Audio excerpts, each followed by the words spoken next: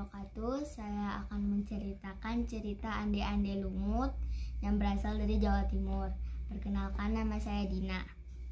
Alkisah, dahulu kala di Jawa Timur berdirilah dua kerajaan yang bernama Kerajaan Jenggala yang dipimpin oleh Raja Jayeng Negara dan Kerajaan Kediri yang dipimpin oleh Raja Jayeng Rana. Dahulunya kedua kerajaan tersebut adalah satu wilayah yang bernama Kahuripan. Sesuai dengan pesan pendahulunya, kedua kerajaan tersebut harus diikatkan kembali dengan ikatan pernikahan untuk menghindari terjadinya peperangan. Akhirnya Panji Asmorobangun, putra Jayeng Negara, dinikahkan dengan Dewi Sekartaji, putri Jayeng Rana. Suatu ketika, Kerajaan Jenggala diserang oleh kerajaan musuh. Pertempuran berlangsung sengit akibat serangan mendadak. Pertempuran menjadi tidak seimbang. Melihat kejadian itu, Dewi Sekartaji bergegas menyelamatkan diri meninggalkan istananya. "Maafkan aku, Kang. Aku harus pergi agar aku selamat." Sementara itu, Panji Asmorobangun mendapatkan kabar dari salah satu prajuritnya bahwa istana sedang diserang kerajaan musuh. Panji Asmorobangun kembali ke istana. "Istriku, semoga keadaanmu baik-baik saja." Sesampainya di istana, Panji Asmorobangun membantu prajurit yang tersisa. Akhirnya Panji Asmorobangun berhasil memenangkan pertarungan. Namun ia merasa sedih karena sang istri tidak ada di istana. Dewi Sekartaji berlari hingga di rumah milik janda kaya bernama Nyai Intan. "Nyai, kumohon izinkan aku tinggal di sini. Aku butuh tempat berlindung."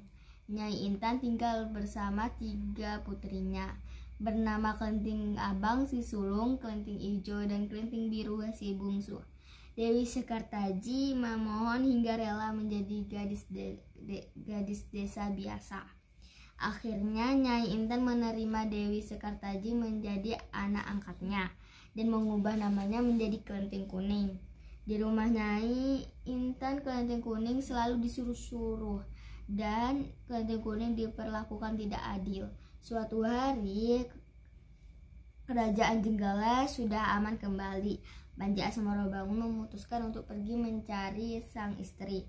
Sebelum itu, Panji Asmorobangun memerintahkan pengawalnya untuk mencari jejak sang istri. Dan pada suatu sore, seorang pengawalnya menyampaikan laporannya. "Apakah kamu sudah mengetahui di mana istriku berada? Hamba telah berusaha sekuat tenaga mencari keberadaan sang dewi, tetapi hamba hanya menemukan gadis desa yang mirip dengan Dewi Sekartaji." "Apakah kamu yakin?" "Hamba kurang yakin kalau itu Dewi Sekartaji. Tidak mungkin namanya Kelenting Kuning yang bekerja sebagai pembantu janda kaya." Mendengar laporan itu, Panji Asmorobangun menyamar sebagai pangeran Ande-Ande Lumut yang mencari jodohnya. Keesokan harinya ia berangkat ditemani dengan prajuritnya menuju desa Dadapan yang berada di dekat Sungai Bangsawan Solo. Di desa itu berseberangan dengan tempat tinggal Kelenting Kuning. Ketika di tepi Sungai Bangsawan Solo, sang pangeran diserang oleh Yuyu Kangkang.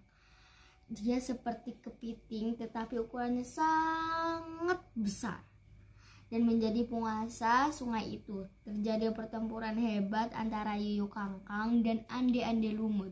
Setelah menyerang Yuyu Kangkang, Ande-Ande Lumut memutuskan untuk tinggal di rumah janda tua yang bernama Mbok Rondo dan menjadi anak angkatnya.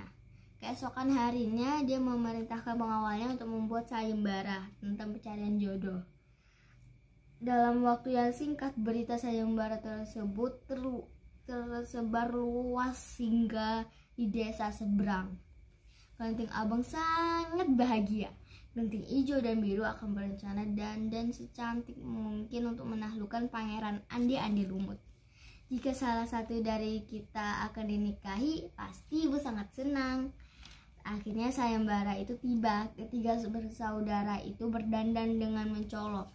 Mereka memakai pakaian yang cantik dan perhiasan yang bagus.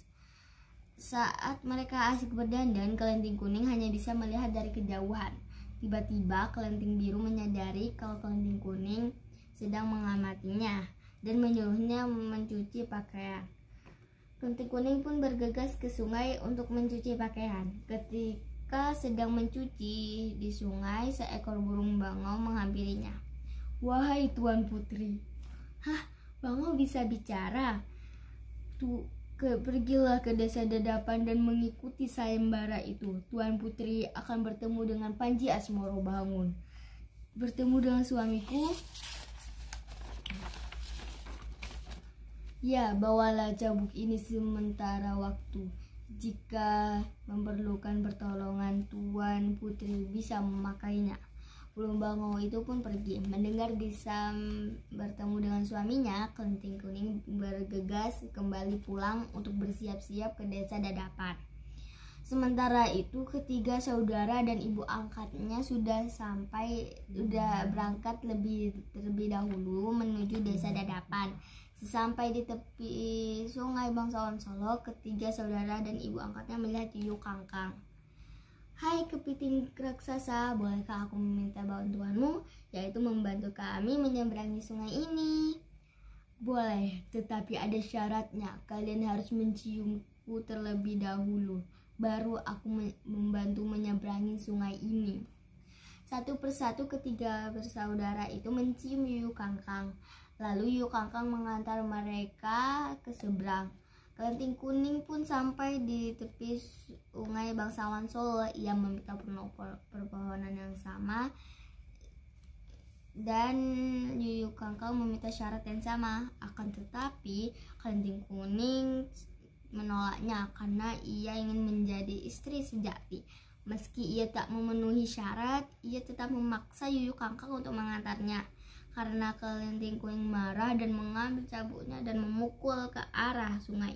Tiba-tiba air itu surut. "Ampun gadis kecil, baiklah aku akan mengantarmu menyeberangi sungai ini, tetapi kembalikanlah air sungai ini." Akhirnya kelenting kuning memukul cabuknya kembali. Tiba-tiba air sungai itu kembali seperti semula dan Yuyu Kangkang membantu menyeberangi sungai. Ketika sudah sampai di tempat sayembara, ia melihat ketiga saudara dan ibu angkatnya tampak tak senang melihat kelenting kuning.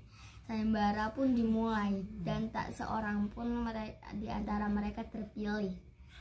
"Hei, kamu berbaju kuning, kemarilah, kamu yang akan menjadi permaisuriku."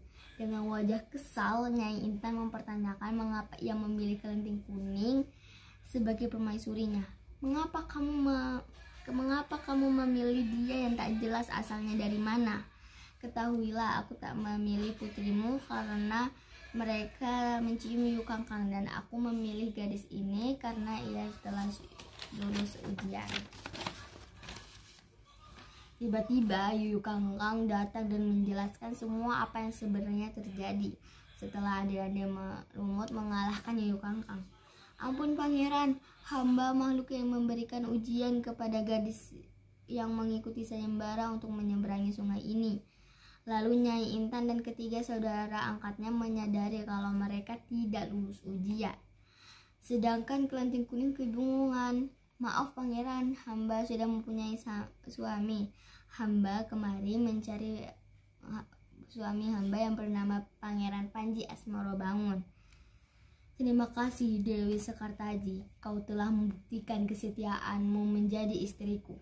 Ande-ande lumut membongkar penyamarannya dan memberitahukan bahwa dia Panji Asmoro Bangun. Barulah kelenting kuning sadar. Akhirnya sepasang suami istri ini kembali bersatu. Untuk ucapan terima kasih kepada Mbok Rondo, ia diperbolehkan untuk tinggal di istana. Di sisi lain, Nyai Intan dan ketiga putrinya kembali ke desa mereka dengan perasaan kecewa dan malu. Terima kasih. Wassalamualaikum warahmatullahi wabarakatuh.